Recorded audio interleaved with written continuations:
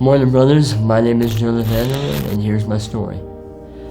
I was born with backwards knees, club feet, missing digits, no forehead, bulging eyes. It was a complete chocolate mess. They told my mother that I would only live to 6 weeks old due to the fact that I was 6 weeks premature. They said I would never walk, that I would be born blind, deaf, mentally and physically incapable of living a normal life, and that she would basically have to care for me for the rest of my life. I have had between 30 to 35 surgeries in the last 23, almost 24 years of my life. During my youth, I had a lot of struggles. I had a lot of insecurities. I had a lot of people looking at me as if I wasn't fully there because they judged me based on my outward appearance. So because of this, because of the way that I felt like I was different, I felt like I was an outcast, I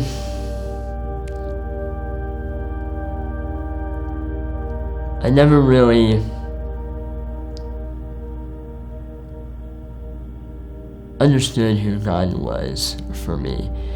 I never really grasped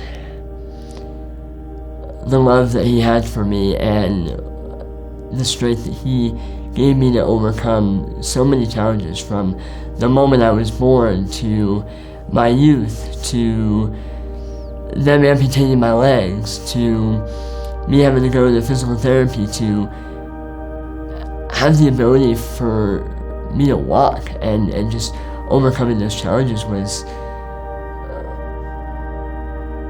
a very troubling moment in my life, a moment where I felt alone, I felt lost, I felt broken, I felt like I wasn't enough. Like, there were moments where I didn't even feel like I should be here, because I did feel like the outcast. I felt like I had no purpose, just because of all the limitations that I thought and that I doubted within myself. So because I felt like an outcast in my youth, I still felt like a bit of an outcast within high school. I felt like I knew everything. I was very selfish, very prideful. Like, I was this big old know-it-all when I knew nothing. I would hold a grudge. I would harden my heart. I would become angry with God, because within those moments of seeing the limitations and seeing my hands and seeing my legs and seeing the way that I talk, I turned from Him. I hindered away, because I had moments of doubt, asking God, why did He create me in this way? You know, what was that purpose? Then as I got more into high school and I entered my senior year, I got into a crowd that wasn't the best influence. It was a bunch of smokers, a bunch of drug dealers, because they were outcasts like me, and I felt like I was being accepted. I felt like I was being loved in a way that I wanted to. However, it turned me farther and farther away from God's true calling for me.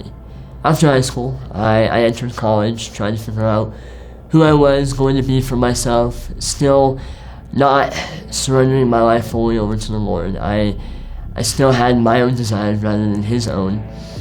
And the more that I dug in deeper to wanting to know who I was, I threw myself into those drowning mud waters. I needed Him to pull me out. I needed to be out of this pit of hopelessness. I felt like I had no way of going, but the only way to go was to Him.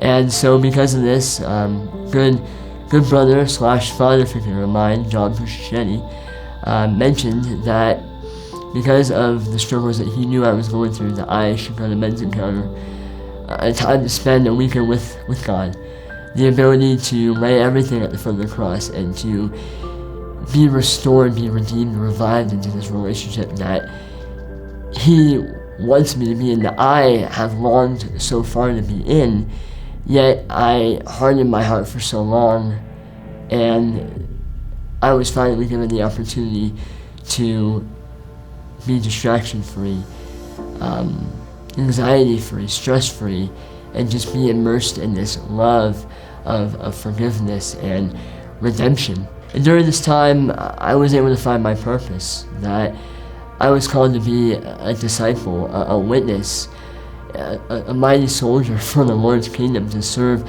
His great name and preach out the good news to anybody who is willing to hear it. To be the hands and feet of Christ, to love the unlovable, to forgive and let go and let God take full control. He's done so much for me, and it gives me the advantage to show people the mountains that I've been through and how He's led me through them, through His love, through His grace, through His mercy, and what He's able to do for you. So brothers, as I sit here and tell you about my testimony and what Christ has got me through and how I've been able to give my life fully over to Him, understand that His grace, His love, His mercy, the foundation of the cross, makes us new every day. That He is ready, throwing out His arms to embrace you, allowing you to lay everything at the foot of the cross, knowing that you are forgiven, that you are loved, that you are made new, that you are fearfully and wonderfully made in His image. I ask you, what is keeping you stagnant? What is keeping you from going into that current that He calls us to go into to preach out His word? What are you lacking? Why are you hindering away from His calling for you to be the hands and feet of Christ?